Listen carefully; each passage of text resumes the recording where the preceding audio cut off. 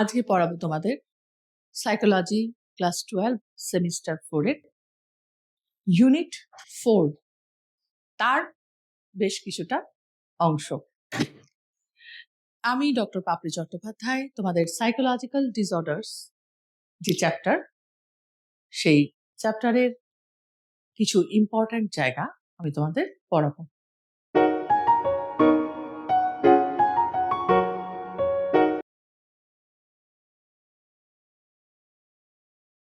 Psychological disorders, এখানে যে বিষয়গুলো আমি মূলত তোমাদের পড়াবো সেই জায়গাটা এই আজকের ক্লাসে সেই জায়গাটা আমি একটু তোমাদের সামনে তুলে ধরলাম।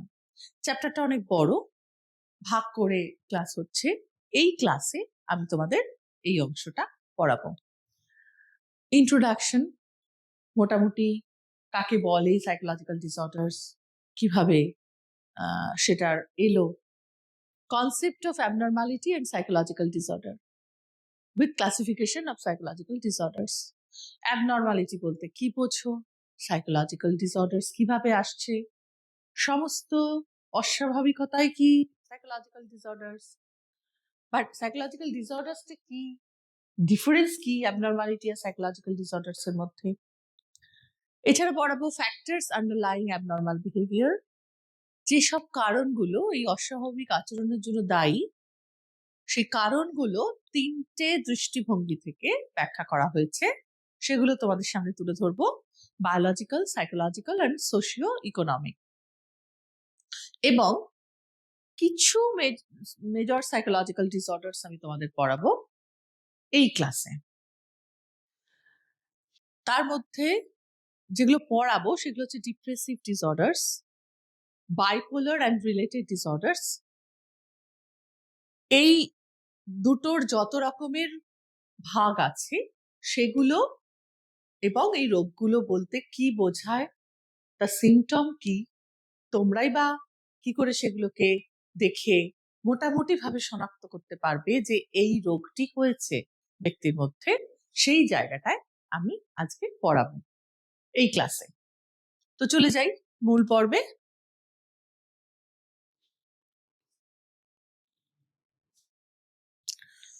Normality and abnormality.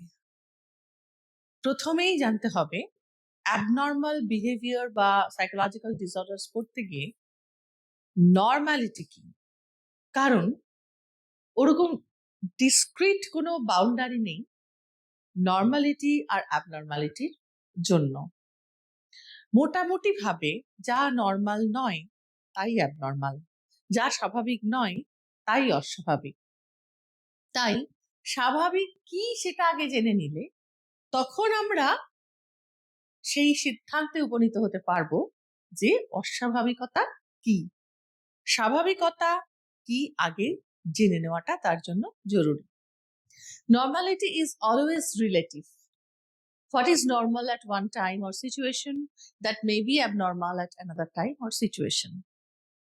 As a result, not every person can be considered completely normal in every environment or situation. That means abnormality is observed in everyone in some way or another. In that sense, no person is completely normal. Normality পড়তে সেই আমরা প্রথমেই পড়ছি কেন যে এটা কোনো একটা ধ্রুব সত্যের মতো কনসেপ্ট নয়, পরিবর্তনশীল, সব সময় এটা চেঞ্জ হচ্ছে, situation to situation, time to time, এভাবে কেন চেঞ্জ, সোসাইটি টু সোসাইটি। তাহলে নর্মালিটি কি আদপেই একটা ইউটোপিয়ান কনসেপ্ট? আদপে এটার কোনো অস্তিত্ব নেই? আছে, খুব রিলেটিভ একটা এন্টিটি রয়েছে নর্মালিটির। রিলেটিভ এন্টিটি কথাটাকে আমাকে বুঝতে হবে। স্বাভাবিকতা বুঝতে গেলে রিলেটিভ এন্টিটি কথাটা জেনে নিতে হবে। স্বাভাবিকতা হলো কোনো এক নির্দিষ্ট এলাকার, নির্দিষ্ট সমাজের, নির্দিষ্ট সংস্কৃতির মানুষের জন্য নির্ধারিত কিছু আচরণগত রুলস বা নীতি বা সীমারেখা, যে সীমারেখার মধ্যে থাকলে তুমি নর্মাল, না থাকলে তুমি অ্যাবনর্মাল। কিন্তু সমাজগত ভাবে তুমি যদি one society to another society vary করাও, তাহলে এই নর্মালিটির কনসেপ্ট কিন্তু অবিকল এক থাকছে না। কিছু ইটারনালি ট্রুথ রয়েছে নর্মালিটিতে, কিছু ইটারনাল কনসেপ্ট রয়েছে, যেমন মিথ্যে কথা বলা বা খুন করা, এই ধরনের বিষয়গুলো নর্মালিটির মধ্যে পড়ে না। এই বিষয়গুলো কিন্তু আমাদের নর্মালিটি বুঝতেও সাহায্য সেভাবে করে না। নর্মালিটির বাউন্ডারিটা খুব সামাজিক সাংস্কৃতিক ক্ষেত্র দ্বারা আবদ্ধ। তাই একটি সমাজে যদি আমরা যেটাকে নর্মাল বলে ভাবি, অন্য কোনো সমাজে গেলে সেই আচরণটাই অ্যাবনর্মাল ভাবে প্রতিভাত হয় সকলের সামনে। যেমন আমরা যদি আন্দামানের পিগমিদের আজ থেকে 150 বছর আগে দেখি, তাহলে তারা বা 100 বছর আগে দেখি, তাদের যে ড্রেস আপ তারা করতো সেটা তাদের জন্য নর্মাল, তাদের সোসাইটিতে নর্মাল। কিন্তু সেই ড্রেস আপ যদি আমাদের সোসাইটিতে কেউ করে বেড়াতো ওই সময়, তাহলে কিন্তু বা এখনো সেটা কিন্তু আমাদের সোসাইটিতে সেটা নর্মাল বলে মেনে নেওয়া হবে না। তাহলে যে আচরণটা, যে বিহেভিয়ারাল আইটেমটা ওরা নর্মাল বলছে, আমরা কিন্তু বলতে পারছি না। এভাবেই society to society, not only societal variation, time temporal ভ্যারিয়েশনেও কিন্তু নর্মালিটি চেঞ্জ হয়, নর্মালিটির কনসেপ্ট চেঞ্জ হয়। আজ থেকে 150 বছর আগে বাড়িতে ঘোমটা দিয়ে বাড়ির বউ শুধু রান্না বান্না করবে, দ্যাট ওয়াজ নর্মাল বিহেভিয়ার।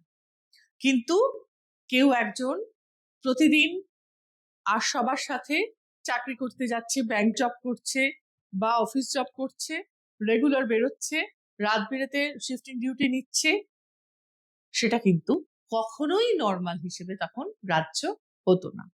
সুতরাং টেম্পোরাল ভ্যারিয়েশনেও কিন্তু নর্মালিটি কনসেপ্ট চেঞ্জ হয়। তাহলে অ্যাবনর্মালিটি আমরা কি জানবো? অ্যাবনর্মালিটি জানতে গেলে যেমন নর্মালিটিকে আমাদের জানতে হবে, যাহা ওই সমাজে নর্মাল নয়, তাহা ওই সমাজেই অ্যাবনর্মাল। অর্থাৎ যে আচরণগুলো আমরা নর্মাল হিসেবে জানবো না, সেই সমাজের ক্ষেত্রে সেটা অ্যাবনর্মাল। এভাবে আমরা নর্মালিটি আর অ্যাবনর্মালিটির কনসেপ্ট বুঝতে শুরু করব। তো নর্মালিটির কনসেপ্ট বুঝতে গেলে, নর্মালিটিকে আরো ভালোভাবে আরো অথেন্টিক্যালি জানতে গেলে আমাকে কয়েকটা ডেফিনিশন অবশ্যই পড়তে হবে। মারি জোহাদা এনার দেওয়া একটা ডেফিনেশন খুব উল্লেখযোগ্য। It is normality as every person has an active adjustment to his environment. ভীষণ একটা জরুরি কথা। একজন ব্যক্তি স্বাভাবিক তখনই যখন সে তার চারপাশের পরিবেশের সাথে সক্রিয়ভাবে সঙ্গতি স্থাপন করতে পারছে। সেলফ অ্যাকচুয়ালাইজেশন হচ্ছে, তার আত্মোপলব্ধি হচ্ছে, সে নিজেকে জানছে এবং অন্যদের সম্পর্কেও তার উপলব্ধি হচ্ছে। Power of resistance to stress, পীড়নকে সে আটকাতে পারছে, কোনো না কোনোভাবে পীড়নের সাথে সে কমব্যাট করছে। পার্সোনাল অটোনমি থাকছে, সে নিজের ক্ষমতা, নিজের দক্ষতা, নিজের আচরণের ওপর তার একটা পাওয়ার কাজ করছে, তার একটা অটোনমি কাজ করছে, সে অধিকার কাজ করছে, সে সেটাকে চালনা করতে পারছে স্বাধীনভাবে। Accurate perception of reality and environment mastery, বাস্তব সম্পর্কে সুন্দর পরিচ্ছন্ন দৃষ্টিভঙ্গি এবং এনভায়রনমেন্ট মাস্টারি, পরিবেশের উপর তার চারপাশের যে পরিবেশ তার উপর তার একটা বেশ প্রভুত্ব সে স্থাপন করতে পারছে। এই যে ব্যক্তি এটা করতে পারছে, সে কিন্তু নর্মাল, তাকে নর্মাল বলা যায়, বা এটাই নর্মালিটির কনসেপ্ট অ্যাকর্ডিং টু মারি জোহাদা। নেক্সট হচ্ছে Coleman. Normality is defined as the optional development and functioning of an individual consistent with their long-term well-being and functioning within a group or society. এটা হচ্ছে একটা অপশনাল ডেভেলপমেন্ট, এবং কার্যকারিতা, বিকাশ এবং কার্যকারিতা, যেটা ইন্ডিভিজুয়াল তার সারা জীবন ধরে, ব্যক্তি সারা জীবন ধরে খুব সামঞ্জস্যভাবে পালন করে আসে তার কার্যকারিতার মধ্যে দিয়ে।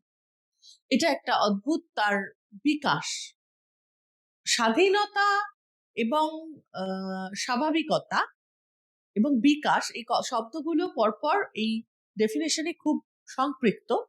ব্যক্তি সবসময় স্বাভাবিক হবে তখনই যে তার পূর্ণ বিকাশ এবং পূর্ণ কার্যকারিতা প্রকাশ বা তার বিকাশ করতে পারছে। নেক্সট হচ্ছে Snyder, normality can be defined as effective adaptation towards environment, that is optimal functioning and being true to oneself, while also adhering to societal norms, that is balance between individuality and conformity. নর্মালিটিকে Snyder define করেছেন একটা effective adaptation, পরিবেশের প্রতি একটা দারুণ কার্যকরী উপযোগিতা বা অভিযোজন, যেটা একটা optimal functioning and being true to oneself while also adhering to societal norms, that is balance between individuality and conformity. তার এমন একটা কার্যকারিতা বা সক্রিয়তা থাকবে যেটার দ্বারা সে তার নিজের সত্তার সঙ্গে সামাজিক সত্তার একটা সুন্দর ভারসাম্য রক্ষা করে চলতে পারবে। এটা স্নাইডার বলেছেন। অর্থাৎ প্রতি মুহূর্তে দেখো, নর্মালিটি বললেই আমাদের সেই প্যারামিটারে অবশ্যই আসছে ব্যক্তিগত এবং সামাজিক, ব্যক্তির চারপাশের সামাজিক পরিবেশের সঙ্গে ব্যক্তির অভিযোজন বা সংগতি স্থাপনের ভূমিকা সব থেকে গুরুত্বপূর্ণ। তাই সামাজিক রুল, সামাজিক নীতি, নিয়ম, প্রথা, সাংস্কৃতিক নিয়ম, এইগুলোকে যারা বা যে মানতে পারছে না, আমরা সেইভাবে সেই দিক থেকে ধরতে পারি যে তারা কিন্তু কিছুটা নর্মালিটি থেকে ডিস্ট্রাক্টেড হয়ে যাচ্ছে, ডেভিয়েটেড হয়ে যাচ্ছে, চলে যাচ্ছে অ্যাবনর্মালিটির দিকে। এরপর আমরা পড়াবো, আমি এটা একটু দেখে নিই, কনসেপ্ট অফ 4D।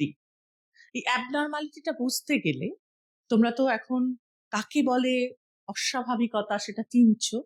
স্বাভাবিকতার গঠন গড়ন তোমরা ছোটবেলা থেকে শিক্ষার মাধ্যমে গ্রহণ করেছো। তোমরা নতুন করে যেটা শিখছো সেটা হচ্ছে অস্বাভাবিকতা। তাই অস্বাভাবিকতাকে জানতে গেলে আমাকে কনসেপ্ট অফ 4Dটা জানতেই হয়। অ্যাবনর্মাল সাইকোলজিতে 4D হচ্ছে একটা ফ্রেমওয়ার্ক যেটা সাইকোলজিক্যাল অ্যাবনর্মালিটিটাকে জানতে আমাদের সহায়তা করবে। তার আচরণ, আবেগ, চিন্তা, যা কিছু অস্বাভাবিকতা সেগুলোকে বুঝতে সহায়তা করবে আমাদের। 4D কি? 4টে ডি দিয়ে 4টে ওয়ার্ড আমরা দেখতে পাবো: ডেভিয়েন্স, distress, dysfunction, danger.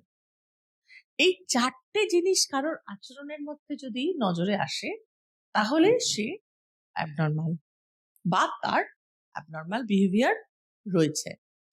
Behavior that deviates from societal or cultural norms, statistically uncommon or considered abnormal by the majority. এটা হচ্ছে সব থেকে প্রধান অ্যাবনর্মাল হিসেবে শনাক্ত করার প্রধান উপায়। সামাজিক রীতিনীতি, সেই সময়ে সমকালীন সামাজিক রীতিনীতি, প্রথা মানতে পারছে না। নর্মাল পিপল কিন্তু এগুলো মানতে হয়, না মানলে নিজের ক্ষতি, সার্বিক সমাজের ক্ষতি। Distress, the experience of unpleasant emotions, suffering or severe internal upset, making life painful and difficult. সব সময় একটা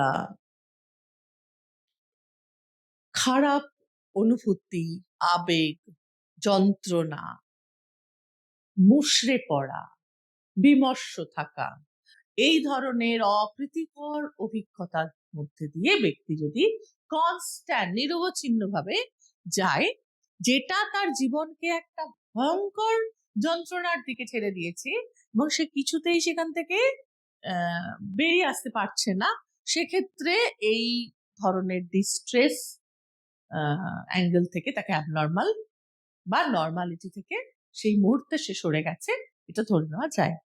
Dysfunction, behavior that interferes with a person's ability to function effectively in daily life, work or relationships. যে ব্যক্তির আচরণ তার ক্ষমতা বা তার যে যোগ্যতা তার দিন যাপনের জন্য, দৈনন্দিন জীবনের সমস্ত কার্যকারিতা করার জন্য যে প্রয়োজনীয় আচরণ সেটা সে করতে পারছে না, যদি দেখা যায় সেই জায়গাতে একটা ডিসফাংশন তৈরি হয়েছে, সেক্ষেত্রে তাকে আমরা অ্যাবনর্মাল হিসেবে চিহ্নিত করতে পারি।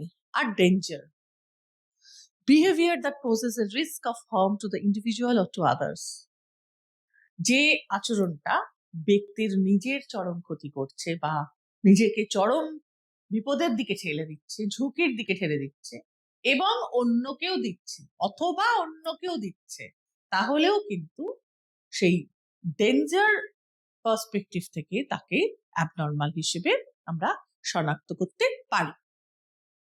তাহলে আমরা 4D কনসেপ্টটা বুঝে নিলাম অ্যাবনর্মালিটি বুঝতে গিয়ে, যেটা খুবই জরুরি। এরপর আমরা নর্মালিটির কয়েকটা ক্যারেক্টারিস্টিক্স জেনে যাব, কারণ ওই যে বললাম অ্যাবনর্মালিটিকে বুঝতে গেলে আমাদের সবার আগে বুঝতে হবে নর্মালিটি কি। আমরা তো ছোটবেলা থেকে শিক্ষা গ্রহণ করি সবকিছু ভালো টাইম, সবকিছু যেটা আদর্শ, সবকিছু যেটা নর্মাল, কিন্তু আমাদের সেভাবে চক আউট করে দেওয়া হয় না এক্স্যাক্টলি ক্যারেক্টারিস্টিক গুলো নর্মালিটির কি। সেই ক্যারেক্টারিস্টিক গুলোকে একটু জেনে নিই, তবে বুঝতে পারবো ঠিক এগুলো থেকে যারা সরবে তারাই অ্যাবনর্মাল, যারা ডিভিয়েটেড হবে। কনফর্মিটি টু সোশ্যাল নর্মস, আমরা জানি মানতে হবে, but it is a basic characteristic of a normal person. Conformity মানে সামাজিক রীতিনীতি গুলোকে মানা, সেগুলোর প্রতি অনুগত অবনত থাকা। When a person as a member of a particular social group or culture performs behavior that is consistent with the unwritten rules and observed customs of that group of society culture, then that behavior is considered normal. একটা যে community বা যে সোসাইটির যে আচরণ, ধরো স্কুলে দিদিমণি এলেন বা শিক্ষক এলেন, ছাত্ররা কি করবে? উঠে দাঁড়াবে সমবেতভাবে, এটা একটা নর্ম, এটা একটা কালচারাল অ্যান্ড সোশ্যাল নর্ম। এবার যে ছেলেটা বা যে মেয়েটা এটা মানতে পারছে না, নিশ্চয়ই তার ভেতর কোথাও একটা অস্বাভাবিকতা তৈরি হচ্ছে। যে কোনো রকম সোশ্যাল নর্ম, আমি একটা খুব সহজ একটা নর্ম বললাম, এছাড়াও আমাদের সমাজের অনেক গূঢ় নর্ম রয়েছে, অনেক গভীর নর্ম রয়েছে, যেগুলো না মানলে আমাদের অনেক বিপদ, সেগুলোও অনেকে মানতে পারেন, সেক্ষেত্রে কিন্তু তারা abnormal. Functional adequacy, when a person can successfully connect with their environment and through this connection meet their daily needs, work, love and appropriately solve life's problems, then the person can be called normal. যখন ব্যক্তি তার পরিবেশের সঙ্গে সুন্দরভাবে reciprocate করছে, response করছে এবং তার মাধ্যমে সে তার যাবতীয় ডিমান্ড মানে নিয়ে নিতে পারছে, ভালোবাসা, তার চাহিদা, তার সমস্ত কর্ম সুন্দরভাবে সম্পাদন করতে পারছে, সবকিছুই সে তার পরিবেশের সাথে সুন্দরভাবে সঙ্গতি রেখে করতে পারছে, তখন সে অবশ্যই নর্মাল। এটা ফাংশনাল অ্যাডিকুয়েসি।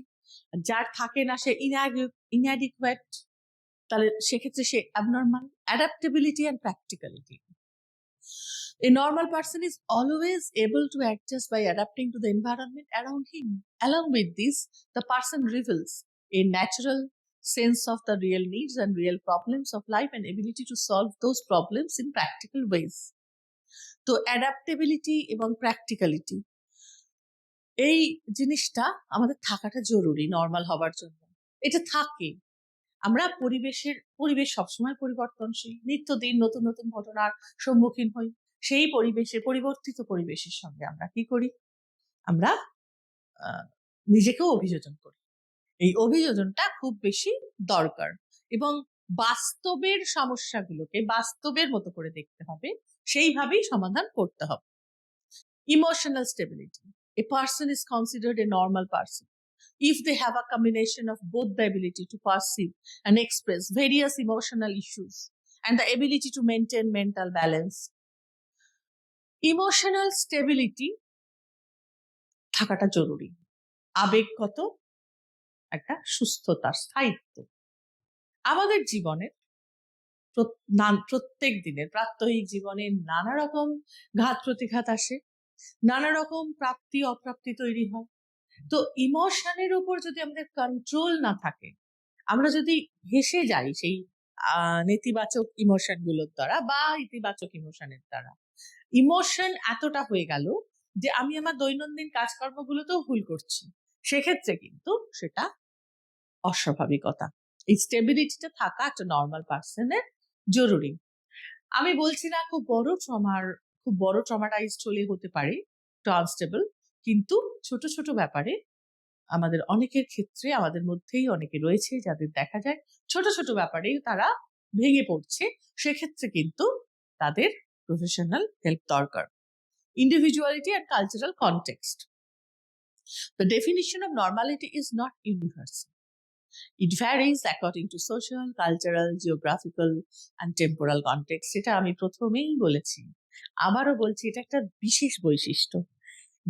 পার্টিকুলার সেই সমাজ, সেই সময়, সেই কালচার এর নিরিখে যে ব্যক্তি সবকিছু মানছে, সেই নিরিখে সে নর্মাল। কিন্তু আমরা এটাকে কখনোই ইউনিভার্সাল বলতে পারি না। ইউনিভার্সাল কোনো একটা রুলকে ইউনিভার্সাল রুল হিসেবে ধরে কাউকে আমরা অ্যাবনর্মাল বলে দিতে পারি না। প্রত্যেক ব্যক্তি তার সমাজের এগেনস্টে সে যদি সবকিছু মানে, সেক্ষেত্রে সে কিন্তু নর্মাল। অন্য সমাজের এগেনস্টে সে কিন্তু হয়তো দেখা যাবে যে নর্মাল নয়ও হতে পারে, কিন্তু তাতে তাকে অ্যাবনর্মাল বলে আমরা বিবেচনা করতে পারি না। Difference between normality and abnormality, তাহলে পার্থক্য কি? মূল পার্থক্য, এতগুলো জিনিস আমরা জানছি নর্মালিটি, এগুলো না হলেই অ্যাবনর্মালিটি। মূল কি পার্থক্য রয়েছে নর্মালিটির সঙ্গে অ্যাবনর্মালিটি? মূল দুটো পার্থক্য হচ্ছে, abnormal behaviour is usually deviated from normal behaviour in terms of social standards or social norms. In other words, abnormality is some type of socially maladjusted behavior. সামাজিকভাবে একটি মেয়ে বা একটি ছেলে সুন্দরভাবে সে adjusted socially, then he or she can be called normal. আর ঠিক উল্টোটা, maladjusted personকে আমরা বলবো abnormal. Our second significant difference is that abnormal behavior is worse than normal social behavior, which almost destroy the well-being of the individual in general. Many other psychologists, instead of recognition or acceptance of society, place more emphasis on the well-being of the mind. তাহলে well-being নষ্ট করে দিচ্ছে, এটা একটা মূল difference. Normal behaviour কিন্তু কখনো ওয়েলবিংকে নষ্ট করবে না, মনের বা শরীরের বা সামাজিক ওয়েলবিংটাকে ঠিক বজায় রাখবে, সুস্থতাটাকে বজায় রাখবে। কিন্তু অ্যাবনর্মাল বিহেভিয়ার সর্বদাই নেতিবাচক, সর্বদাই খারাপ, সেটা নিজের এবং অপরের, সমাজের সকলের ক্ষতি করে সার্বিকভাবে। তো আমরা এবার চলে গেলাম ক্যারেক্টারিস্টিক্স অফ নর্মাল বিহেভিয়ার। নর্মালিটির ক্যারেক্টারিস্টিক্স আমরা দেখেছি, একটু আগে দেখলাম। এবার দেখব ঠিক ঠিক কোনগুলো নর্মাল আচরণের, স্বাভাবিক আচরণের বৈশিষ্ট্য। Well-being and functioning, state of overall mental and physical well-being, which includes the ability to perform daily activities and meet the demands of life. Adaptability and practicability, adequate self-evaluation R social conformity. এগুলো আমরা আগেও পড়লাম যে এইগুলো থাকলে আমরা তাকে বলতে পারি যে সে নর্মাল। এই আচরণগুলো তাই, মানে এই বিষয়গুলো তাই আচরণের মধ্য দিয়েও প্রকাশিত হয় যে আমরা ভালো কাজ করি, সুস্থতার যাপন করি, অভিযোজনে সমৃদ্ধ সক্ষম থাকি নর্মাল মানুষেরা, সেলফ ইভ্যালুয়েশন আমাদের অ্যাডিকুয়েট থাকে, নিজেকে নিজে মূল্যায়ন করতে পারি, এবং সোশ্যাল কনফর্মিটি আমরা পালন করি। সোশ্যাল কনফর্মিটি বা সামাজিক অনুরূপিতা আমরা মেনে চলি, যাপন করি। এইবার আমরা দেখব কি করে এই অ্যাবনর্মালিটির কনসেপ্টটা এসেছে, এর হিস্টোরিক্যাল ব্যাকগ্রাউন্ডটা কি। হঠাৎ করে একদিন তৈরি হয়নি, একদিনে মানুষ জানেনি, প্রথম দিন জেনে যায়নি যে অস্বাভাবিক আচরণ আছে, এরা অস্বাভাবিক, বা এত ক্লাসিফিকেশন কি করে ডেভেলপ করলো, এগুলো আমরা এবার পড়ব। Historical background of psychological disorder. To understand the nature of psychological or mental disorders, it is necessary to know the overall identity of all the ideas related to these disorders. From the beginning of human history, these various ideas related to mental problems of people, when emerged or became popular, these different ideas or perspectives have provided different explanations for mental problems. Before entering the current introduction to the main psychological disorders, let us know the most popular explanations according to the timeline of human history. তাহলে আমরা psychological বা mental disorder গুলোকে, তার nature গুলোকে জানতে গেলে আমাদের জানতে হবে যে কি করে হিউম্যান মানুষের ইতিহাসে কিভাবে প্রত্যেক ধাপে ধাপে অস্বাভাবিকতাকে চিহ্নিত করা হলো, কি হিসেবে চিহ্নিত করা হলো, তার জন্য চিকিৎসাই বা কি রাখা হলো, এটা ধাপে ধাপে আমরা জেনে নিই। মানুষের উৎপত্তির সময় থেকেই বা পরবর্তী কাল থেকেই, যবে থেকে মানুষের মধ্যে জ্ঞানের সঞ্চার করতে শুরু করেছে, সেই তখন থেকেই আমরা দেখব কিরকম ভাবে মানসিক সমস্যাগুলোকে ডেসক্রাইব করা হয়েছে বা সেগুলোকে ডিল করা হয়েছে। তো আমরা তিনটে ভাগে মোটামুটি ভাগ করে নিই।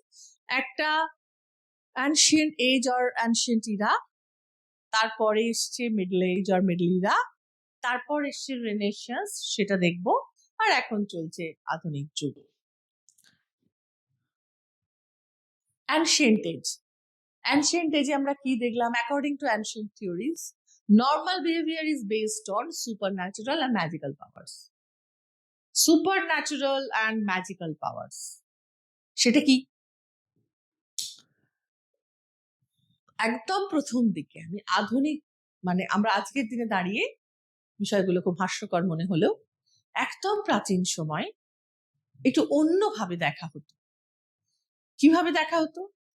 মানুষের মধ্যে যদি তার মনের সমস্যা নানা রকম তৈরি হতো, তো বলা হতো তাদের ভূতে ধরেছে, বা দানবে পেয়েছে, বা দানব, পিশাচ, প্রেত, এইসব দিয়ে তাদের ব্যাখ্যা দেওয়া হতো। Those who used rituals or incantations to save people from the clutches of these evil spirits were called exorcists. এবং তার জন্য সেগুলো সেই ভূত বা দানবের হাত থেকে মানুষকে পরিত্রাণ দেওয়ার জন্য আবার একদল সামাজিক একটা দল তৈরি হলো, যাদের বলা হতো ওঝা, যারা ভূত তাড়াতো, সোজা কথা, যারা এই ধরনের অপদেবতার হাত থেকে মানুষকে বাঁচাবে। নানা রকম তার জন্য প্রসিডিওর তারা নিজেরা আবিষ্কার করলো, প্রয়োগ করতো। Many people still believe in such unscientific and irrational ideas. Especially such beliefs are still seen among the uneducated or poorly educated, poor marginalized people or various castes. তাহলে এই ধরনের বিশ্বাস যে এখনো পুরোপুরি গেছে তা কিন্তু নয়।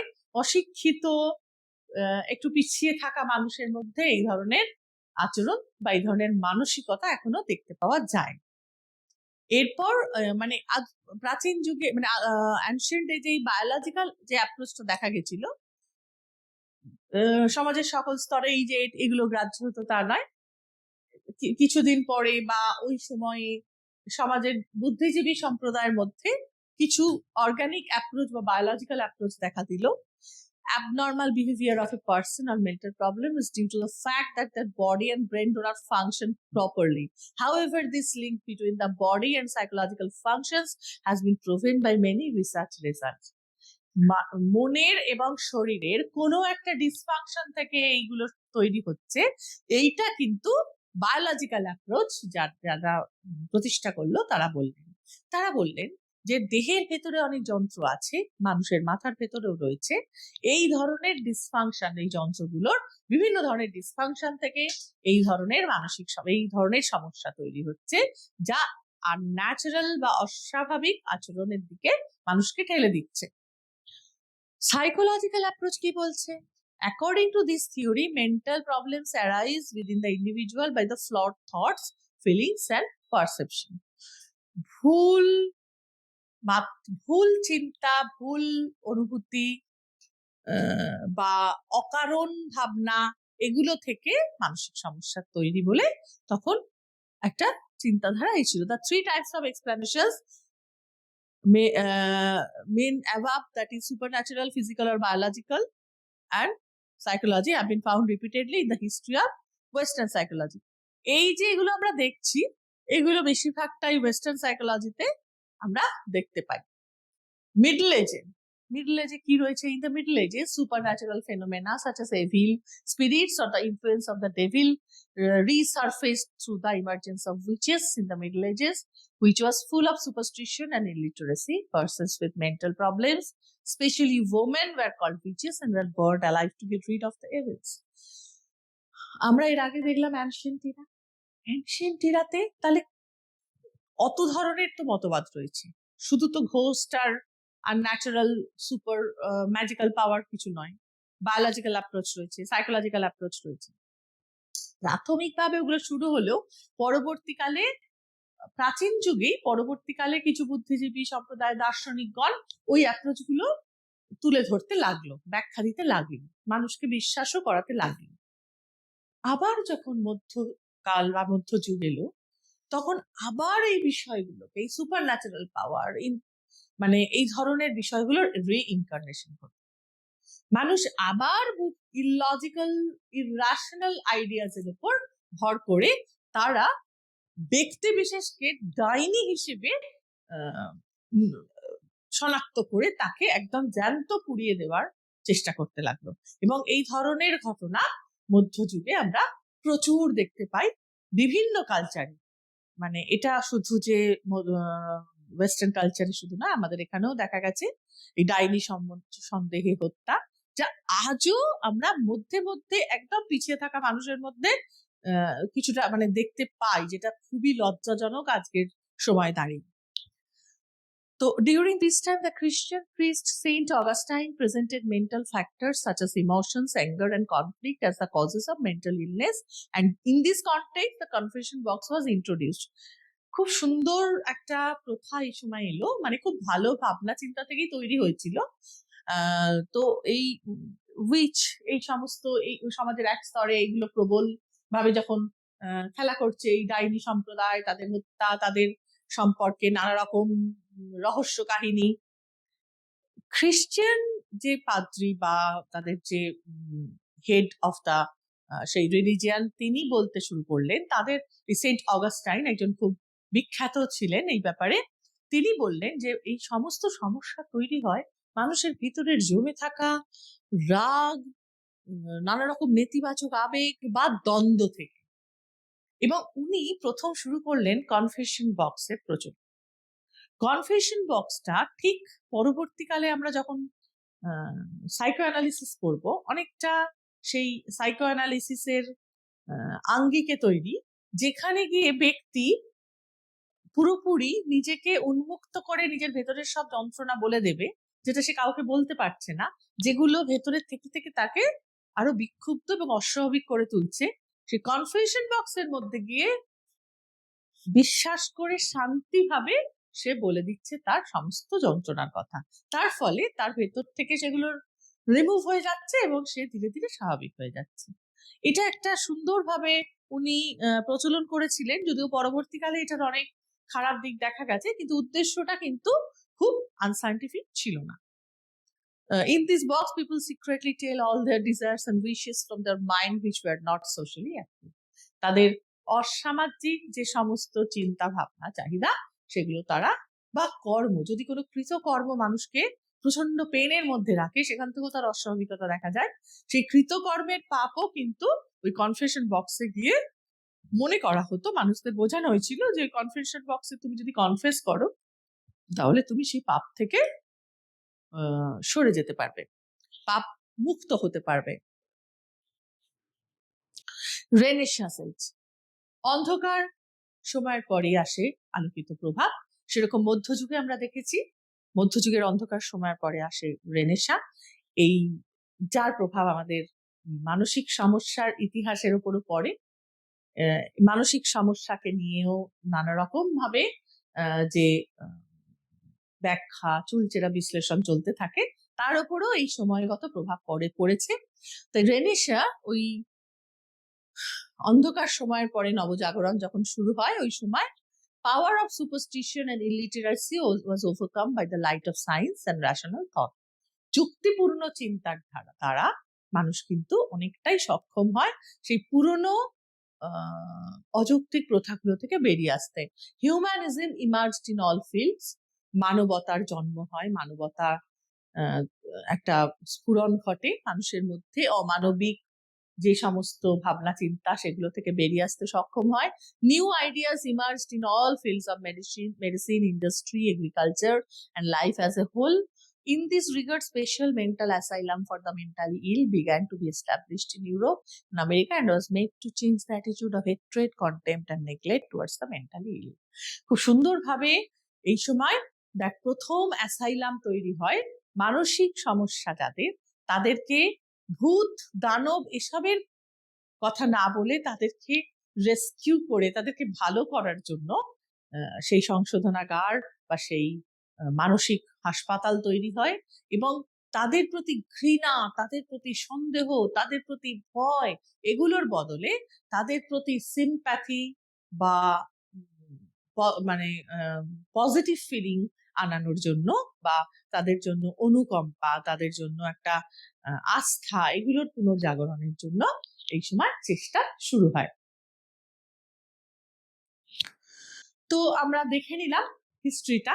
এবার আমরা চলে আসি, এই এত কাণ্ডের পরে তো আধুনিক যুগ চলে এলো। এইসব করতে করতে আধুনিক যুগে কিন্তু অনেক স্পষ্টভাবে, স্বচ্ছভাবে মানসিক সমস্যাগুলোকে ক্লাসিফাই করা হলো। ওই যে অ্যাসাইলামে আনা হলো, ওই সময় নানা রকম গবেষণা শুরু হয় মানসিক সমস্যাগুলোকে নিয়ে, এবং দৈহিক সমস্যাগুলোর যেমন একটা নির্দিষ্ট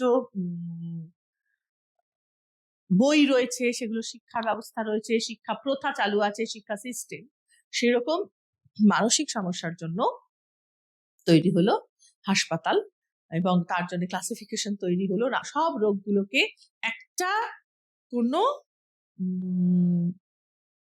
বাঁধনের মাধ্যমে বা একটা কোনো সিস্টেমের আন্ডারে, একটা কোনো পদ্ধতির আন্ডারে এনে সেগুলোকে গবেষণা করার জন্য, গবেষণার সুবিধার জন্য একটা সূত্রে আবদ্ধ করা হলো।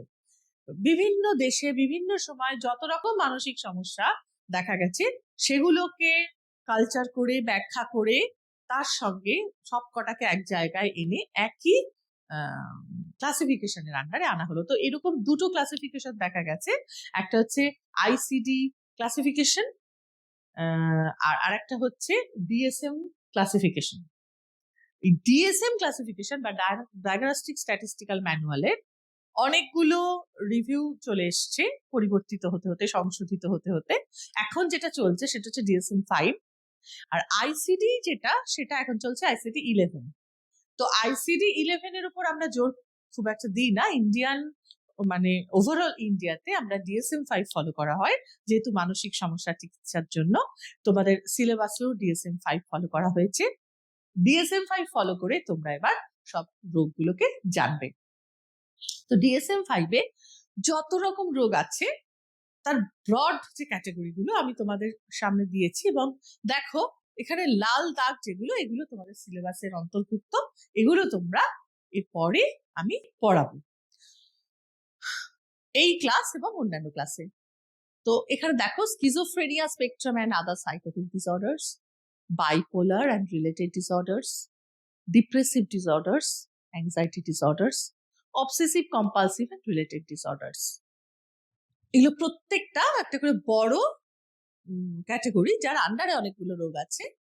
Trauma and Strasser related disorders, dissociative disorders, somatic symptom and related disorders, feeding and eating disorders, elimination disorders,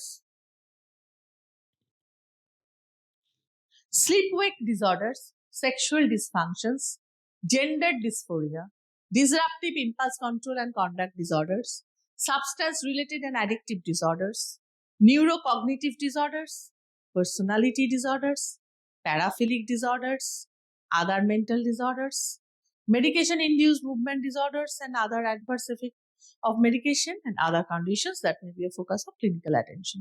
তো আমরা দেখলাম যেটা এই যে এখানে দেখো এই চারটে, এই দুটো ছটা, এবং এইটাতে দুটো, এই 8টা ব্রড ক্যাটাগরি আমরা পড়বো আমাদের এই সিলেবাসে। তো তার মধ্যে আমি আজকে তোমাদের পড়াবো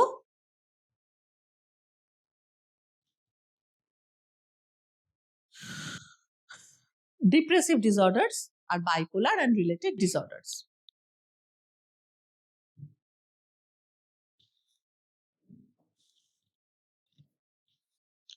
ডিপ্রেসিভ ডিসঅর্ডার্স নামটা শুনলেই ভীষণ একটা বিমর্ষ, দুঃখী, স্যাড একটা অনুভূতি তৈরি হয় মনের মধ্যে। এবং এই টার্মটা ডিপ্রেশন সারাক্ষণ শুনতে থাকি চারপাশে, নানা রকম কথায়, নানা রকম কাজে, কলোকিয়ালি আমরা এখন ইউজ করি এই টার্মটা।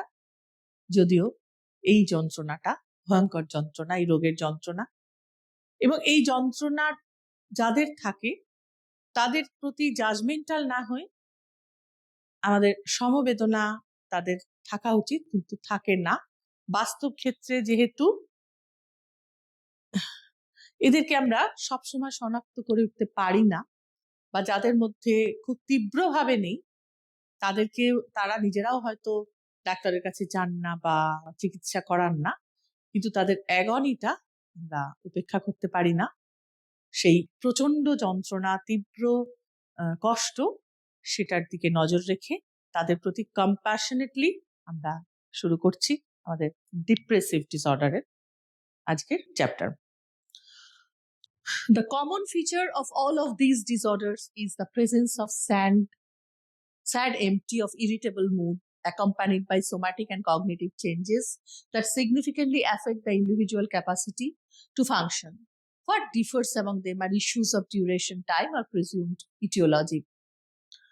সবসময় একটা দুঃখী ভাব, একটা মরজ ভাব, একাকিত্ব, সবসময় ব্যর্থ মনোভাব, হাহাকার, একটা শূন্যতা, একটা দমবন্ধ অনুভূতি, সাফোকেশন, এবং হেরে যাওয়া, কিচ্ছু ভালো না লাগা, এগুলো যদি নিরন্তর প্রত্যেক মুহূর্তে একটা মানুষকে যন্ত্রণা দিতে থাকে, এবং তার জন্য কারণটা যথেষ্ট নয় অবশ্যই, কখনো সত্যিকারের কোনো যুক্তিযুক্ত কারণ থেকে এটা তৈরি হতে পারে, সেটা সেরেও যায় প্রপারলি চিকিৎসা করলে।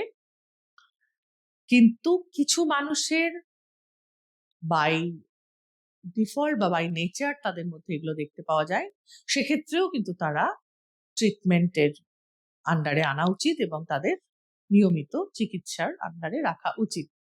তো এই ডিপ্রেসিভ ডিসঅর্ডারের কতগুলো টাইপ আছে, তার মধ্যে মেজর টাইপস গুলো আমরা কিন্তু পড়ব। একদম এগুলোই সব থেকে গুরুত্বপূর্ণ ভাবে আমাদের নজরে আসে।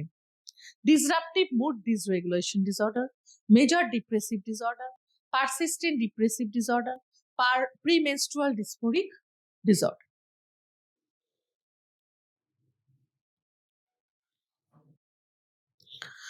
Disruptive mood dysregulation, ওরে বাপরে, যথেষ্ট ব্যথা যন্ত্রণাদায়ক। এর সিমটম গুলো পড়লে তোমরা বুঝতে পারবে। Severe recurrent temper outburst manifested verbally and or behaviorally that are grossly out of proportion in intensity or duration to the situation or provocation.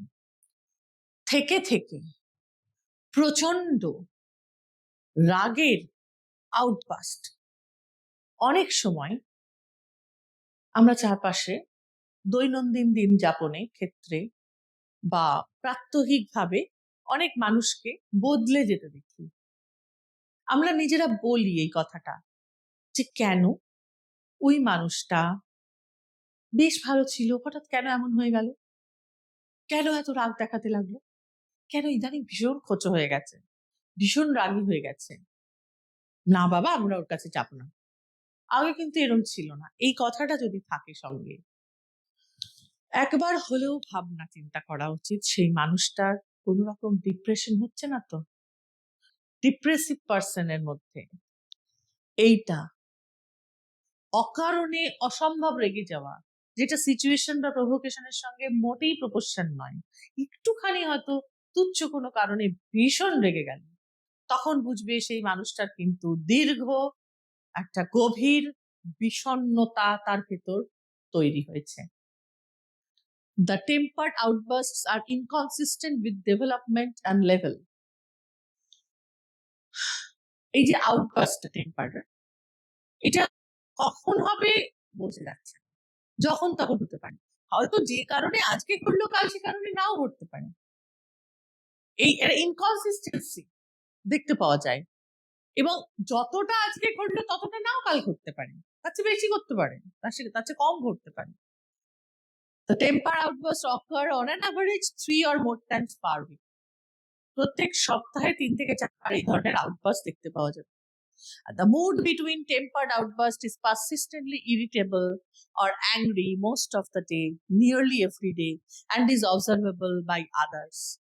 এই ধরনের বাজে, খারাপ, দুঃখী বা রাগী মুড এবং টেম্পার আউটবার্স্ট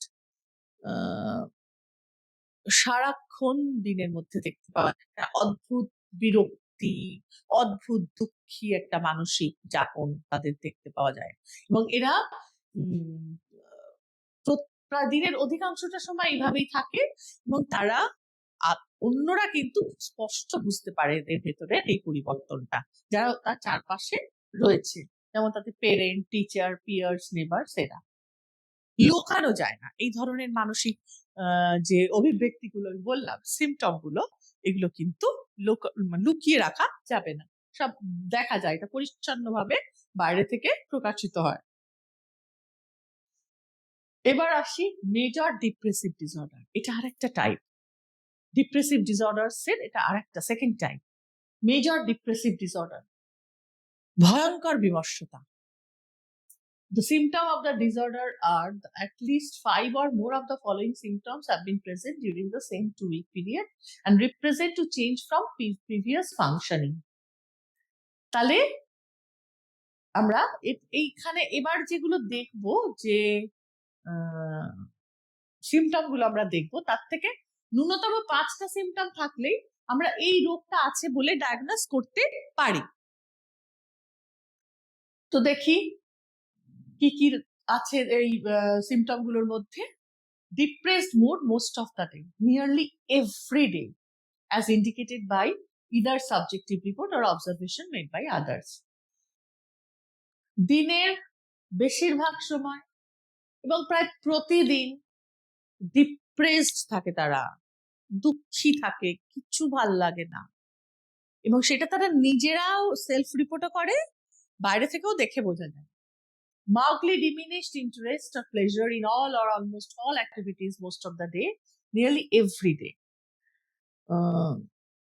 তাদের ভেতর থেকে সবকিছুর প্রতি কৌতূহল, ভালো লাগা, আশা সবকিছু একদম ডিমিনিশ বা কমে যায়, এবং তারা কাজ করতে চায় না, একটা বসে থাকে, জড়ো হয়ে যেতে চায়, কোন রকম অ্যাক্টিভিটিস এর প্রতি তাদের সক্রিয়তা একেবারে দেখা যায় না। Significant weight loss when not dieting or weight gain or decrease in or increase in appetite nearly every day. হঠাৎ করে তাদের সিগনিফিকেন্ট ওয়েট লস হতে দেখা যায়, অথচ তারা ডায়েট করছে না, একই খাবার খাচ্ছে, অথবা ওয়েট গেইন হচ্ছে, ওরা কিন্তু বেশি খাবার খাচ্ছে না, ওরা কিন্তু একই খাবার খাচ্ছে কিন্তু ওয়েট গেইন করে যাচ্ছে, অথবা অ্যাপেটাইটে প্রবলেম, মানে নয় প্রচন্ড খাচ্ছে, নয় খিদেই লাগছে না। এই আচমকা, অকারণ, এই 4টে ইঙ্গিত কিন্তু, এই 4টে সিমটমের বিষণ্ণতার ইঙ্গিত। পরিবারের মধ্যে বা বাইরে চারপাশে পরিচিতদের মধ্যে কারোর মধ্যে এটা দেখতে পেলে অবশ্যই সজাগ হওয়া দরকার।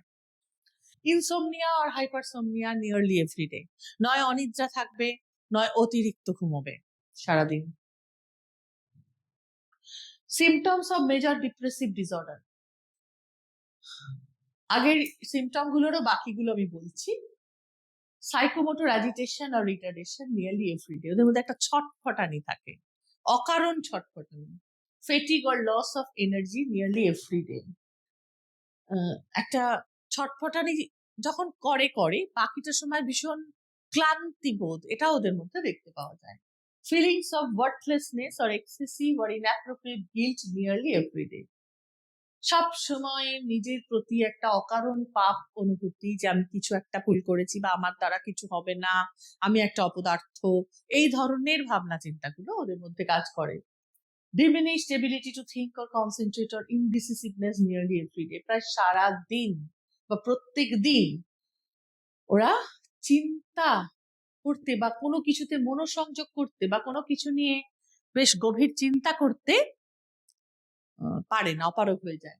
Recurrent thoughts of death, recurrent suicidal ideation without a specific plan or a suicide attempt or a specific plan for committing suicide, সারাক্ষণ মৃত্যু চিন্তা করে, কখনো সুইসাইড করে কোনো প্ল্যান ছাড়া, করতে চেষ্টা করে, অথবা করছে না, প্ল্যান করে যাচ্ছে সারাদিন কোনো একটা সুইসাইড করবে পার্টিকুলার ওয়েতে, অথবা সুইসাইড করার জন্য ঝাঁপিয়ে পড়ছে। এটা এক্সট্রিম কেসেস, এক্সট্রিম লেভেলে ডিপ্রেশনের, মেজর ডিপ্রেসিভ ডিসঅর্ডারে দেখতে পাওয়া যায়। এরপর চলে এলাম third type, persistent depressive disorder. Depressed mood for most of the day, for more days than not, as indicated by the subjective account or observation by others for at least 2 years. সব সময়, দিনের অধিকাংশ সময় একটা ভালো লাগে না, দুঃখী ভাব, যদিও সেটা নিজে সবসময় যে চিহ্নিত করতে পারে তা নয়, বা বাইরে থেকেও সবাই বুঝতে পারে তা কিন্তু নয়। অনেক সময় আমরা আমাদের বাচ্চাদের ক্ষেত্রে এটা দেখা যায় খুব, যে হঠাৎ করে কদিন বলছে ভাল লাগে না, একে ডিপ্রেশন বলা না গেলেও আমরা কিন্তু নজর রাখবো অবশ্যই যে বাচ্চাটার ভাল লাগছে না, মানে তার একটা মুড সুইং, কোথাও একটা মুডের সমস্যা হচ্ছে, যেটা নেতিবাচক কেন হচ্ছে। while depressed, two of the following are present. ডিপ্রেশনের যখন এই ডিপ্রেসড হয়ে যায় মানুষ, তখন তার মধ্যে এই সিমটম গুলোর দুটো দেখতে পাওয়া যায়, দুটো মিনিমাম অন্তত দেখতে পাওয়া যাবে। পুর appetite or overeating, insomnia or hypersomnia, low energy or fatigue, low self-esteem, poor concentration or difficulty in making decisions, feelings of hopelessness, এগুলোর মধ্যে যে কোনো দুটো দেখতে পাওয়া যাবে। নয় খিদে পাবে না অথবা প্রচুর খাবে, নয় ঘুম পাবে না, নয় প্রচুর ঘুমোবে, নয় ক্লান্তি, লো এনার্জি, নয় মানে খুব সেলফ এস্টিম পুয়ার থাকে, খুব আত্মমর্যাদা বোধটা ভালো থাকে না, পুয়ার কনসেন্ট্রেশন, মনোসংযোগ করার ক্ষমতা থাকে না, সিদ্ধান্ত নিতে পারে না, ফিলিংস অফ হোপলেসনেস, একটা অসহায়তার অনুভূতি ওদের মধ্যে দেখতে পাওয়া যায়। প্রিমেনস্ট্রুয়াল ডিসফোরিক ডিসঅর্ডার, এটা হচ্ছে fourth important type of depression, menstrual dysphoric disorder. In the majority of menstrual cycles, at least 5 symptoms must be present in the final week before onset of menses, start to improve within a few days after the onset of menses, and become minimal or absent in the week post menses.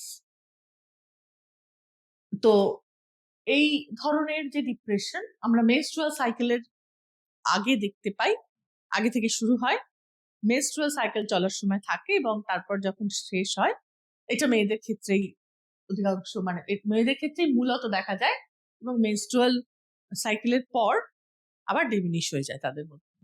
এটা একটা seasonal depression, প্রত্যেক মাসে অনেকের হয়, অনেকের সবার যে হয় তা নয়, কারোর কারোর হয় ডিউ টু হরমোনাল চেঞ্জেস। তো one of the following symptom must be present, এগুলোর ক্ষেত্রে এগুলোর মধ্যে থেকে একটা সিমটম থাকে usually, marked affective lability, that is mood swings, feeling suddenly sad or tearful, খুব কান্না আসে, অনেকের ক্ষেত্রে দেখা যায় কথায় কথায় কেঁদে ফেলে, সেন্টিমেন্টাল হয়ে যায়, মুড সুইং করে, মার্ক ইরিটেবিলিটি, ভীষণ বিরক্তি বা রাগ দেখা যায় অনেক মেয়েদের ক্ষেত্রে, বা এই সময় তারা কোনো ইন্টারপার্সোনাল কনফ্লিক্টেও জড়িয়ে পড়ে, রিলেশনশিপ প্রবলেম তৈরি করে ফেলে, কিন্তু এটা সাময়িক, ওই সময়টার জন্যই। Mark depressed mood, feelings of hopelessness or self-deprecating thoughts, anxiety, tension, and our feelings of being kept up or on edge. একটা বাজে মুড, অসহায়তা, একটা নিজের প্রতি একটা ভুলভাল চিন্তা, নিজের প্রতি ক্ষতির একটা চিন্তা, বা নিজেকে নিচু করে চিন্তা তৈরি হয়, আমার দ্বারা হবে না, আমি একটা অপদার্থ, এরকম চিন্তা ভাবনাও আসে। কিচ্ছু ভালো না লাগার সাথে সাথে প্রচুর টেনশনও তৈরি হয় এই সময়, একটা অদ্ভুত উদ্বেগ ভেতরে তৈরি হয় বা ভয় তৈরি হয়। এটা for that time being only. এর সাথে আবার one of the following symptoms must additionally be present to reach a total of 5 symptoms when combined with symptoms from above. এগুলোর থেকেও থাকতে পারে decreased interest in usual activity, দৈনন্দিন কাজের প্রতি যে কৌতূহল বা ইচ্ছা কমে যায়, subjective difficulty in concentration, মনোসংযোগে অভাব, lack of energy দেখা যায়, প্রচুর ক্লান্তি বোধ করে, ক্ষুধার অনেক তারতম্য তৈরি হয়, নয় বেশি খায় নয় কম খায়, ফুড ক্রেভিং কারোর বেড়ে যায়, কারোর আবার একদম খেতে ইচ্ছে করে না, হাইপারসোমনিয়া অর ইনসোমনিয়া, কখনো এই সময় অনেকের ঘুম বেশি হয়, কারোর ঘুম কম হয়, sense of being overwhelmed or out of control, এই সময় অত্যন্ত, অনেকের ক্ষেত্রে হয় অত্যন্ত কি বলবো, মানে একটা ভীষণ উচ্ছ্বসিত ভাব দেখতে পাওয়া যায়, নয় কষ্টে ভরে আছে মনে হয়, আর নয় মনে হয় প্রচুর প্রচুর, মানে সে আর পারছে না, সে আর নিতে পারছে না, এরকম একটা ব্যাপার তার মধ্যে দেখতে পাওয়া যায়। Physical symptoms such as breast tenderness or swelling, joint or muscle pain essential of bloating or weight gain, গায়ে হাতে পায়ে যন্ত্রণা দেখতে পাওয়া যায়, তারপর ব্রেস্ট টেন্ডারনেস দেখতে পাওয়া যায়, অনেক ক্ষেত্রে অনেক মেয়ের ক্ষেত্রে এগুলো দেখতে পাওয়া যায়। তো এইগুলো এতক্ষণ আমরা পড়লাম যে ডিপ্রেশন নিয়ে যে সমস্ত রোগগুলো মূলত মানুষের মধ্যে দেখতে পাওয়া যায়, তার 4টে সিগনিফিক্যান্ট টাইপ। এবার চলে এলাম bipolar and other related disorders. এখানে বিমর্ষতা রয়েছে, বিষণ্ণতা রয়েছে, এটার একটা উল্টো দিকও রয়েছে, দ্যাট ইজ অলসো অ্যাবনর্মাল। বিমর্ষতা যদি একটা পোল হয়, সেটা যদি আমি মনে করি খুব খারাপ, অবশ্যই খারাপ। তার অপোজিট পোল ভীষণ আনন্দ যদি আমি সেটাকে হয়, এবং সেটাকে আমরা ধরি যদি খুব ভালো, নয়, অন্তত এই রোগটার ক্ষেত্রে তো নয়। এর যে ডিপ্রেশন একটা দিক, একটা দিক ম্যানিয়া, অর্থাৎ একটা বিষণ্ণতা, একটা হর্ষোন্মত্ততা, দুটোর কোনোটাই ঠিক নয়। হর্ষোন্মত্ততা মানে একটা প্রবল উচ্ছ্বাস, যেটা অবশ্যই, যেটাও অস্বাভাবিক, যেটাও সিচুয়েশন বা প্রভোকেশনের সাথে ভীষণ ইনপ্রপোর্শনেট। বাইপোলার তো এরকম একটা ডিজিজ বললাম। বাইপোলারটা অ্যাকচুয়ালি DSM-5 সিজোফ্রেনিয়া আর ডিপ্রেশনের মাঝে দিয়েছে, যেন একটা ব্রিজ, এরকম একটা কনসেপ্ট থেকে। তোমরা, আমি যখন ক্লাসিফিকেশন পড়িয়েছি এর আগে স্ক্রল করে দেখো, ক্লাসিফিকেশনটা ওইভাবে রেখেছে, সিজোফ্রেনিয়া, বাইপোলার আর ডিপ্রেশন। তো বাইপোলারটাকে মাঝে রেখেছে কেন? অনেকটা স্কিজোফ্রেনিয়া টাইপ, অনেকটা ডিপ্রেশন টাইপ। তো এই দুটোর সাথে একটা কোথাও ব্রিজিং করতে গিয়ে এটাকেও তার মধ্যে রেখেছে। আর DSM-5 এটা কে খুবই গুরুত্ব দেওয়া হয়েছে, এবং এর কতগুলো মেন টাইপ রয়েছে, যে টাইপগুলো এবার আমরা পড়বো: বাইপোলার 1 ডিসঅর্ডার, বাইপোলার 2 ডিসঅর্ডার, আর সাইক্লোথাইমিক ডিসঅর্ডার। চলে যাই বাইপোলার 1-এ। বাইপোলার 1 ডিসঅর্ডার আর বাইপোলার 2 ডিসঅর্ডার আমরা দুটো একই, সামান্য এদিক ওদিক আছে, টেকনিক্যালি সেই জন্য আমরা এই দুটোকে ডিফারেন্ট করেছি, ডিস্টিংগুইশড করা হয়েছে। বাইপোলার 1-এ আমরা 3টে এপিসোড দেখতে পাই, manic episode, hypomanic episode, major depressive episode. আর বাইপোলার 2-তে আমরা এই 3টের মধ্যে 2টো এপিসোড দেখতে পাবো। তো যাই হোক, বাইপোলার 1 পড়ে নি। ম্যানিক এপিসোডের সিমটম কোনগুলো? ম্যানিক এপিসোডের সিমটম হলো a distinct period of abnormally and persistently elevated expansive or irritable mood and abnormally and persistently increased goal-directed activity or energy lasting at least 1 week and present most of the day, nearly every day. তাহলে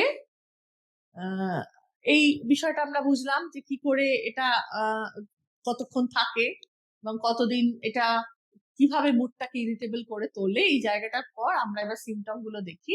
during the period of mood disturbance and increased energy or activity 3 of the following symptoms are present. আচ্ছা, এখানে একটা কথা বলে দিই, manic episode মানে আমি যে হর্ষোন্মত্ততার কথা বললাম সেটা কিন্তু এটা, অর্থাৎ প্রচন্ড উদ্বেলতা, উচ্ছ্বাস, আনন্দ, যেটা সিচুয়েশনের সঙ্গে মোটেই প্রপোর্শনেট নয়।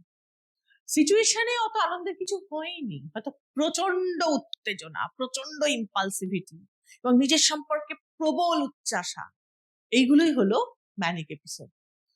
তাকে থামানো যায় না।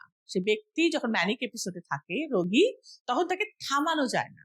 ইনফ্যাক্ট উত্তেজনার চোটে অনেক সময় তারা এত হায়ার লেভেল অফ ম্যানিক হয়ে যায় যে ছাদের উপর থেকে ঝাঁপ দিতেও তাদের এতটাই নিজের সম্পর্কে কনফিডেন্স বেড়ে যায়, এবং যেটা প্রচন্ডই অস্বাভাবিক, যে 4তলার ছাদের উপর থেকে ঝাঁপ দিয়ে দেখাতে যাচ্ছে দেখো আমার কত ক্ষমতা, এই করেও অনেকে বিপদের সম্মুখীন হয়ে যায়। তো এই সময় আমরা কি দেখতে পাই? 3টে মোটামুটি এর থেকে সিমটম থাকা জরুরি ম্যানিক হিসেবে তাকে ডায়াগনোজ করতে গেলে। ইনফ্লেটেড সেলফ এস্টিম অর গ্র্যান্ডিওসিটি, ওই যে বললাম নিজের সম্পর্কে ভয়ঙ্কর উচ্চাসা, যেটা কখনোই স্বাভাবিক নয়। ডিক্রিজ নিড ফর স্লিপ, ঘুমটা চলেই যায় তাদের মধ্যে, দেখতে পাওয়া যায় না। More talkative than usual or pressure to keep talking, অনেক বেশি কথা বলে প্রয়োজনের তুলনায়, যা সে স্বাভাবিকভাবে বলে না। আর একটা ভেতর থেকেই যেন প্রেশার আসে, ওকে কথা বলতেই হবে, হাঁপিয়ে গেলেও বলে, এরকম ব্যাপার। এবং চিন্তাগুলো এত হুড়ুর করে আসে মনের মধ্যে যেন তাকে বলে ফেলতে হবে সেগুলো। ডিস্ট্রাক্টিবিলিটি অ্যাজ রিপোর্টেড অর অবজার্ভ, প্রচুর ডিস্ট্রাক্টেবল হয়ে যায়। Increase in goal directed activity or psychomotor agitation, প্রচন্ড একটা গোল সেট করে ফেলে, অ্যাবনর্মাল গোল, যেটা তার পক্ষে তার দরকারও নেই আর তার পক্ষে সম্ভব নয়, বা কম সময় সম্ভব নয়। সে গোল সেট করে ফেলে অত্যন্ত দ্রুত, এবং সেই গোলের দিকে নিরন্তর এগিয়ে যাওয়ার একটা প্রবল বাসনা তার মধ্যে জেগে ওঠে, এবং তার জন্য যে উপায়গুলো সে নেয়, that are not normal, those are not normal. Excessive involvement in activities that have a high potential for painful consequences, এমন এমন কাজ করতে থাকে যন্ত্রণা দেবে তাকে, তার ভ্রুক্ষেপ নেই, তার কষ্ট হচ্ছে, তার ভ্রুক্ষেপ নেই, সে সেটা করেই দেখাবে, এরকম। The mood disturbance is sufficient, is severe to cause marked impairment in social occupational function or occupational functioning. Mood disturbance-টা তার সমস্ত কর্মজগৎ এবং সকল জগৎকে সে, মানে তার প্রাত্যহিক জগৎকে নষ্ট করে দেয়, তার এমন মুড ডিসঅর্ডার তৈরি হয়। তাহলে এরপর আমরা ম্যানিক এপিসোড দেখলাম, এবার হাইপোম্যানিক এপিসোড, অর্থাৎ ম্যানিক এপিসোড আর ডিপ্রেসিভ এপিসোড, এই দুটোর মাঝামাঝি একটা এপিসোড থাকে, সেটা হচ্ছে হাইপোম্যানিক। পুরোপুরি অতটা উচ্ছ্বসিত উদ্বেলিত নয়, কিন্তু একটা থাকে সমস্যা। Distinct period of abnormally and persistently elevated expensive or irritable mood and abnormally and persistently increased activity or energy lasting at least 4 consecutive days and present most of the day, nearly every day. During the period of an increased energy and activity, 3 of the following symptoms are persisted. এগুলোর মধ্যে 3টে at least থাকবে। Inflated self esteem or গ্র্যান্ডিওসিটি, নিজের সম্পর্কে ভীষণ উচ্চ ধারণা। Decrease need for slip, ঘুম কমে যায়, কথা বেশি বলে। ফ্লাইট অফ আইডিয়াস আর subjective experience, the thoughts are pressing, ওই প্রচুর চিন্তা আসে, প্রচুর কথা বলে। প্রচুর চিন্তাও চলে আসে মনের মধ্যে, আইডিয়াস আসে, distractibility হয়, এবং increasing goal directed activity or psychomotor agitation, excessive involvement in activities. ওই ম্যানিক এপিসোডের যেগুলো আমরা দেখলাম তার থেকে বেশ কয়েকটা এখানে দেখতে পাওয়া যায়, 3টে ন্যূনতম এখানে দেখতে পাওয়া যায়, খুব বেশি পরিমাণে এখানে দেখা যায় না। এরপর হচ্ছে মেজর ডিপ্রেসিভ এপিসোড। এটা ব্যক্তির পুরো উল্টো দিক, যে সময় এসে ব্যক্তি ঝিমিয়ে পড়ে, দুঃখী হয়ে যায়, কুকড়ে যায়, জড়ো হয়ে যায়, যে অ্যাকশন যে অ্যাক্টিভিটি সে দেখিয়েছিল পুরো উল্টো, প্যাসিভ হয়ে যায়, কিচ্ছু ভাল লাগে না। একই মানুষের মধ্যে বাইপোলার 1 ডিসঅর্ডার যাদের থাকে, একই মানুষের মধ্যে পর্যায়ক্রমে আমরা এই সাইকেল দেখতে পাই। প্রথম দেখতে পাই ম্যানিক, তারপর পড়লাম হাইপোম্যানিক, এবার পড়ছি মেজর ডিপ্রেসিভ এপিসোড। এই 3টে সাইকেল পর্যায়ক্রমে দেখতে পাওয়া যায় বাইপোলার 1 ডিসঅর্ডারে। আবার এই পিরিয়ডটা হয়ে গেলে আবার চলে আসবে ম্যানিক এপিসোড। এটা সাইক্লিক অর্ডারে চলতে থাকে। মেজর ডিপ্রেসিভ এপিসোডে আমরা কি দেখবো? 5টা ন্যূনতম এর থেকে সিমটম। প্রচন্ড depress mood, most of the day ঝিমিয়ে দুঃখী হয়ে থাকে, নিজেরাও বলে, অন্যরাও দেখতে পায়।